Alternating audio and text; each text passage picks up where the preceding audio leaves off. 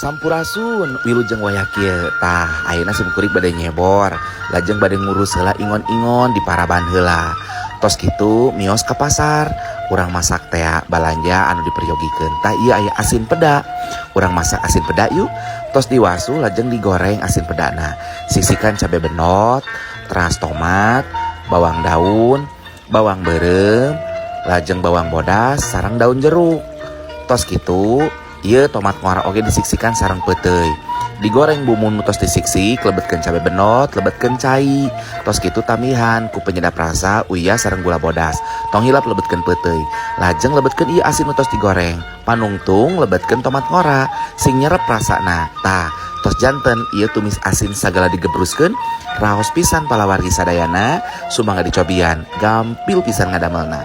Tah, ayeuna simkuring bade neda ti payun. Hayu urang tuang sadaya.